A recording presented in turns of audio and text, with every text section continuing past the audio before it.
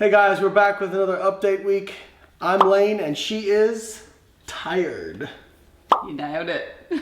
You absolutely nailed it. Yeah. So other than tired, how are you feeling? I really don't have anything else to describe my feelings at the moment. I'm just a zombie. Was that from sleep or low calories? I'm going to say it's a combination of both. So it's probably been 18 months since my macros have been this low. Probably not low to a lot of people competing, so I'm not really going to sit on this too long because I know they'll be like, shut up, your macros are 10 times what I'm on, but it's pretty tough. But yeah, we had the kids this week, early mornings with the kids always, and then we work really late, so yeah, there's always a little bit less sleep going down. Well, I think, you talked about that your macros are really low, but the other thing too is previously when you were contest prepping, you were on your feet all day, you were PTing, you had an insane schedule, like you didn't even have time to think or eat, or you would just shovel food in your mouth and that'd be it. Yeah. But you had higher intake, but you had much greater energy expenditure. Yes, so I think having to restrict food has been probably the biggest change for me, as Lane's just pointed out. You're actually less hungry when you exercise. Yeah, I'm used to being able to eat a lot more, so I'm looking at these numbers going, oh my god, I'm going to die. Because previously they've been so much higher, but I've also got to keep in mind that I was usually very, very active, like I was on my feet, as you've said. So yeah, I think I would honestly rather have to do a little bit more exercise than have to restrict so much from Tough food, rough though, we just don't have time for it. Yeah, well that's the thing, it's like now that's not an option. And we were also talking about the other day, I used to be able to get away with snacking a little bit more, and I would go over my calories, and I kind of justified that if I look back on previous contests, because I could just go and make up that calorie, me exceeding my calories by doing a little bit more cardio or training, and I don't have that free time or that luxury, so no. Yeah, not an option this time around. So I've always wondered people who are like, I do 2 hours of cardio. I'm like, where the heck do you find this time? Right. So, anyway, we have some big news for you guys this week. I know we've been talking about it for probably what seems like forever. I know, I feel so guilty. You guys have been asking for Holly's progress tracker, and now we have it up on both of our websites. So you can click the link in the description, or we're gonna put a card in. If you're watching this on Lane's channel, he'll have the card. Yeah. I'm too lazy to get my my website verified, so you're gonna have to go down to the description, and I've got the links in down there for you to grab. So yeah, it's available. So you get that for free. All you got to do is drop in your email. You get that for free, and it'll help you keep track of your progress towards your goals. Yeah. So we hope you guys enjoy that, and leave us feedback. Let us know what you think of it. Mm-hmm. So for this week, let's talk about it. How did you go? Awesome. Really, really good. It was my first diet week again, so obviously, as you guys know, you weren't feeling very good halfway through it, though. No, I was feeling terrible. But hey, that's why, it's part of the contest prep. You just have to expect it. You're going to feel hungry, expect it. Like clients, you were saying to me in bed last night, I've got these people whinging about being hungry. You're doing a contest prep. You're going to be hungry at some point. But I think that's something that you haven't really had to deal with much. Like your hunger is more so situational, I think. It's oh, really? Yeah, like if you're out in a social situation or like you don't like the idea of not being able to participate when food is around, and previously you'd been so busy. Right now we're busy with work, but a lot of it is sitting down at a computer working or filming. Whereas previously you'd been busy with work where you're totally occupied with what you're doing, like training somebody in person, right? Or a face-to-face consult as a dietitian. Yeah. It's a little bit different. Whereas if you're on your computer, you can snack, you can drink things, you can do that sort of stuff. Mm-hmm. And there's actually research to show this. I was looking over a study where they were looking at weight regain in animals. They had them either exercise or not exercise, and they found that the ones who actually exercised ate less than the ones who didn't exercise. Yeah. The exercise has like an anorectic effect actually in some people. It's interesting to say that, because a lot of people will say, when I exercise, I end up overeating or eating more. Mm-hmm. So interesting to hear that the research publications I think it's probably on that individual. Actually, yeah, that's right. I mean, that's an N of one. When it's happening to you, you are that that number. Yeah. So it's a little. But I definitely think you're like that. Like when you exercise, you're less hungry. If you don't exercise, you get more. No, hungry. I think it's also just distraction. Like Yeah. when I'm busy, and I'm sure many of you can probably relate to this. When you've got 1,000 things on and you're rushing around getting all your tasks done during the day, you tend to think a little bit less about your belly because you're thinking about what you're going to get done. So it kind of pays to be busy, and that's a strategy that I recommend to clients. Like, when you're starting to get to this point in a contest prep or during your diet, it's good to keep yourself occupied. Have something that you can do to distract you from standing in front of the pantry. Yeah, no, that's 100% correct. I remember whenever I would be in contest prep, the hardest part was when I would get all my work done because I wasn't eating very much, so I didn't have to spend much time eating. So I'd have a bunch of free time to do my work. I would get it done, and I'd just be sitting there like, thinking about food the entire time. Yeah. But I mean, I told you were like, well, I felt really hungry, so I ate something. I'm like, because you're since be late at night, you'll get hungry and you'll eat something before you go to bed. Yeah, that goes into the next day. And I said, at a certain point, you're not going to be able to roll over because then you're going to be so hungry the following day. Exactly. So that's just something that, I mean, we talk about trying to diet on more macros and trying to diet on as many macros as you can, and that is important. But the fact of the matter is, to lose fat and to get that lean, you have to be willing to override your body's response to you, because your body is not going to let you get that lean without fighting it. And there were days, like how you describe how you felt is how I felt for 8 weeks straight. Yeah, his macros were like, you finished on 80 grams of carbs. Yeah, I was very low. Now, for a male, I got too aggressive. Yeah, I got too aggressive. But the point is, what you doing that? Well, the problem was I was coaching myself. That's very difficult for me. Yeah. I'm a very emotional person. Yeah, you needed someone else. Yeah. So, but it's very difficult to override the physiological drive to regain weight or to restore energy balance. It's extremely powerful. It's not just hunger. Your sex drive goes down. You have mood perturbations. They've shown that like most people most of the guys are like hypogonadal, like at the end of their every single case study on natural bodybuilding has shown in males that by the end of their contest prep, they are hypogonadal. They're actually low testosterone, clinically low. Every single case study that's measured testosterone anyway. They're also basically psychopaths by the end. That if you look at their mood questionnaires, a lot of mood that they respond similar to psychopaths. Like, it's just your body does not want to let you create an energy gap sufficient to get that lean because it's too close to death. Yeah, great for evolution, not so great if you wanted to get lean, right? So I think that the point I'm making is that, and you've done better this week, because last week in the video I kind of had to give you a little bit of criticism. Because no, you gave me some positive feedback, and I took that all on board this week. We actually went out for dinner.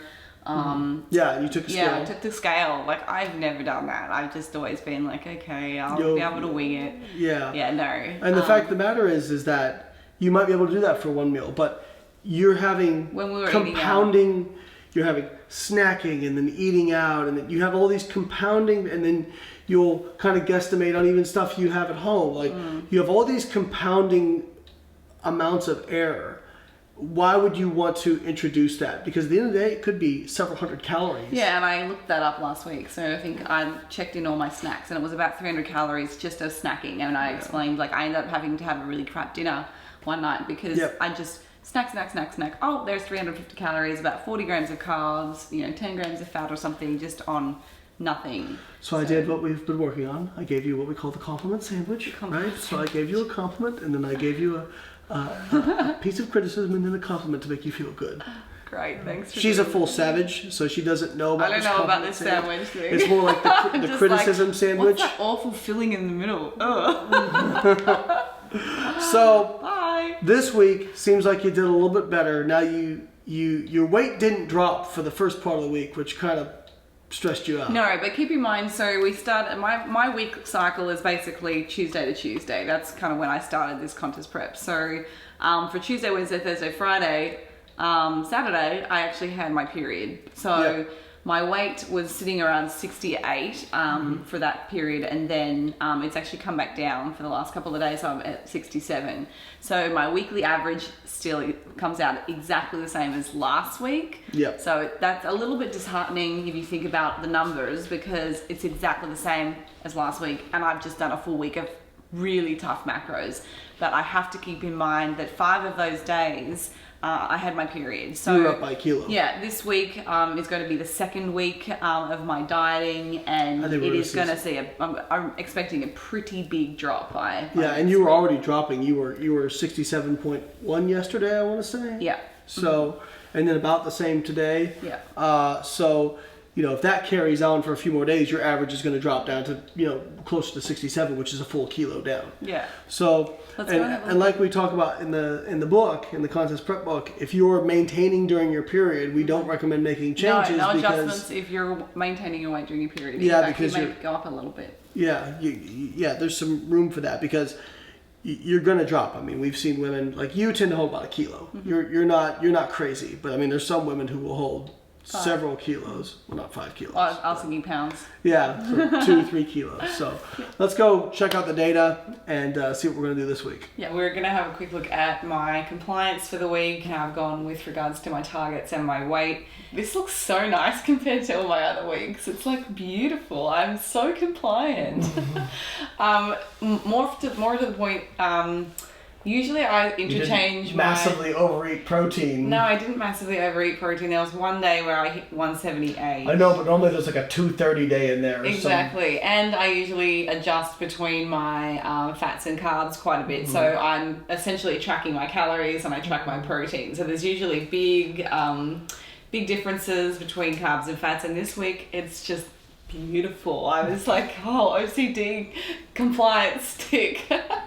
So yeah, I have very little variance with my carbs and very little variance with my fats. I had one day where I was about 6 grams over on my fats, but I made up for that by going slightly under on my carbs. Mm-hmm. If you're not following along, my protein targets are 165, my carb targets are 135, and my fat targets are 47. And yes, you're getting the slow zombie Holly today who can barely form words. So my compliance is 98% to calories. How's that different than normal? What? Oh yeah, I'm normally quiet. I'm normally quiet, but I just really don't say much at all. So my weight, you can see here on the screen, starting on the 15th last week, that was just before I got my period at 67.8. You can see I jump up to 68 for that whole time. And then I come back down to 67.1, and then today as well. So that's a really good sign. That's an all-time low for prep. Oh, no, you had one day at 67 up here. So yeah, that was on Saturday. But that was at another gym, so we don't really, that scale could have been a little bit different. The other thing that I actually wanted to chat about this week, and we haven't talked about it in past weeks, I just pulled this up, to talk about food flexibility and variety when you're flexible dieting. Now, if you are somebody that's previously stuck to a meal plan, one of the things that we can tend to see happen as your calories become more restricted is your food variety and diversity decreases. Subsequently, you're going to get decreased micronutrient intake because your foods are so limited. And there's actually some really great research data published about this and the benefits of being a flexible dieter. So, yeah, the research showed that they compared actually people who did a flexible dieting model versus restrictive, basically meal plan eating. And what they were able to show was that on some micronutrients, the meal plan people were very high, and on others they were frank deficient. Yeah. I'm trying to think about some of the nutrients. I can't remember specifically actually. I think iron might have been one of them. Yeah. But the males, there was broken into male and female subgroups. The males actually weren't too different between the meal plan and the flexible diet. Flexible dieting was just as good. I think probably females were different. There were some where they were frank deficient in the meal plan group, Whereas in the flexible dieting group, they got enough in most micronutrients. I have some thoughts on this, and I would love to have looked at their actual resting metabolic rates compared to like predicted resting metabolic rates, because typically women tend to undereat, and I honestly think if we were to look at men versus women and calorie intakes overall, women are probably also having to diet on far more aggressive calorie intakes than men perhaps. I don't know. Do you see a difference in that? Like, I'm not sure whether it's something that you track with your clients. I would say that women are typically, on average, having to go lower per amount of lean body mass. Yeah, that's what I was thinking. Most women, at least the population I've worked with, and maybe it's just biased because I talk about this stuff a lot, and so I tend to get a lot of people who have metabolic issues. Mm-hmm. But they're just terrible. They have to diet on like way lower calories than you would predict based on their lean body mass and body fat. So, and obviously if you're being limited the amount of calories you can get in, it's also going to limit your micronutrient intake. Yeah. Because you're eating less food. My point exactly. So I just wanted to show you guys real quick kind of what I eat like generally, and you're probably going to start bagging on me because I have a lot of extras. So we'll start at the top of my little table that I've got here. This is what I kind of get my clients to track and just look at too, as a quick overview for me to see what their micronutrient diversity is like, and if they're anywhere close to hitting their RDIs for those. So you can see here with the WPI, I usually have 1 to 2 serves of protein per day. So you can see things like Quest bars, shakes. I make protein waffles at home. We have a lot of ready to drink protein drinks at the house, which is just very convenient. If we look at my other protein sources, I've got red meat listed, seafood, chicken, eggs, nuts and seeds.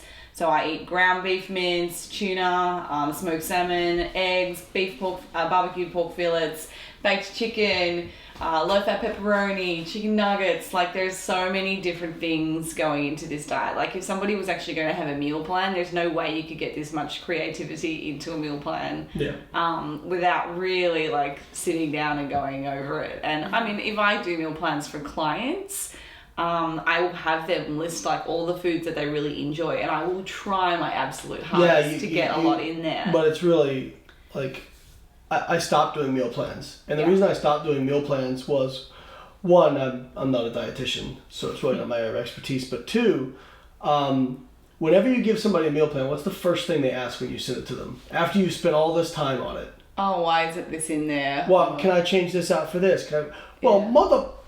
You wanted a meal plan. Yeah. So if you wanted flexible dieting, if you wanted to be able to choose what food you go, then just freaking flexible diet. So I tried to, going back along, like maybe 5 or 6 years ago, I used to do meal plan packages for people, and I would literally give them 5 different days. So based on their macros. It took you 3 hours to work that up. Exactly. And it was very time consuming. It was definitely very expensive too. But so I would go to that effort and put down like 5 different meal plans based on their macros at that time. And what I found was people would eventually just kind of disregard a couple of them. They wouldn't end up even using them because they would have a favorite meal on another plan. Yeah. And then they'd be like, oh, well, now I'm getting bored of that. Oh, but that one doesn't have this on it. And then they end up just using one anyway. Or they're like, oh, can you do me something else? So over the years, I've learned that, meal plans are really not something that people can adhere to, because it just is so inflexible. It doesn't allow you the social aspect. There's no food creativity, and sometimes you just want to eat something else. They should be looked at as training wheels. Right. And flexible dieting is actually riding the bike. Yeah. So anyone that is brand new to flexible dieting, I will start them off perhaps on their weekdays on a meal plan, and then I'm like, I want you flexible dieting on the weekends. And then, the longer that they've been working with me, my goal is to get them off meal plans completely and 100% flexible dieting. But just to quickly recap over here, grains and cereals. I usually have 2 to 3 different types of grains, and you can see there's a pretty big variety here. I've got Cocoa Pops. What do you guys call that again? It's like the rice. Cocoa Krispies? Cocoa Krispies. You've got weirdo names. Cocoa Puffs is actually like a puff. It's Oh, like a okay. ball. Well, so that's like in Australia, that's rice bubbles. You guys have with weird chocolate. names for stuff. Like Tapioca bread, dot cereal. Oh my god, I was amazed when I had that. Sushi rice. Dippin' Dots. Dippin' Dots, Dippin' Dots yeah. has a cereal. It's amazing. Oh. And it's got 2 grams of I fiber. could just stand in the supermarket aisle here and just specifically the cereal section. It's amazing. Gluten-free pretzels, popcorn, steel-cut oatmeal, gluten-free crackers, Czech cinnamon, gluten-free peanut butter cookies, fruit, apple, banana, strawberries, mangoes, salads. I'm having iceberg lettuce, kale, spinach, cucumbers, celery, basil, cilantro, all the green veggies. Kale's gross. I don't care what anybody says. It is very bitter. It's gross. It's very bitter. Disgusting. Yeah, you're like, what am I eating? That salad I made you the other day, and you're like, what the f-? Sawdust. And I also try to have a lot of coloured veggies in here as well. So you'll see I've got like pumpkin, tomatoes, peppers, onion, mushroom, gherkins, carrot, eggplants. Dairy, I'll have all kinds of, I know, I was waiting for you to like make a You're comment. a dairy junkie. No, that eggplant. Does anyone else love using that Why would eggplant emoji? Why would you make a comment about eggplant? Oh, I don't know. I'm just... You're, Sorry, I have a you're really gross. dirty There's something mind. wrong with you. I love dairy, guys. So you'll see here I have like skim milk, low calorie chocolate milk, frozen no fat yogurt, block cheese, almond milk, cashew milk, different yogurts, cream cheese. I make cheesecakes. I have some lentils and kidney beans in our nachos and in some of the beef mince that I use. And then extras is my favorite column because it just is cool. I have a sweet tooth. So I've had caramel fudge this week, I've had nachos, I've had pancakes with syrup, I've had kettle chips, buffalo dip, I've had wine, I've had ice cream, I eat M&Ms, I have peanut butter, I list all my condiments, and then diet products, Diet Jelly, Diet Coke, Diet Lift, Monster, Zero. So Diet Jelly is actually Diet Jello. You could call it Jello, that's so right. not actually jelly that you spread. Yeah. Just for our American friends. So yeah, that's just what I've had this week, and then week to week I'll try and like add different foods. So yeah, there's a lot of flexibility in there. Okay, let's quickly wrap this up. This week, so I've just done my full week, 100% compliant. My averages are still the same, but same, you're on your but period. So we're gonna stay the same. You don't even want to bring it down just a little smidge. No. I would be so much more aggressive. I'm just nervous I'm gonna get to the end of my prep and have to kill You myself. just need to stop snacking. If you stop snacking, you will make progress. And track very specifically. Okay. I'm just telling you. I'm just that's my feedback to you. Is that if you get really consistent on it, you will see. Can we have a bet what my weight's going to be by next Tuesday? If you nail everything 100%, Yeah. you'll be below 66.5. Okay. Yeah, I was actually going to go for a 66.3, but okay. All right, so no changes to my macros for diet this week. I'm sticking to 165 protein, 135 carb, and 47 fat. Training's going to be hard this week. You're going to have to support me. You're going to help me. I would never support you. I'm the most unsupportive boyfriend, aren't I? That's so not true. You're actually amazing. Thank you so much, you guys, for tuning into this week. So week 6 of my contest prep diet update.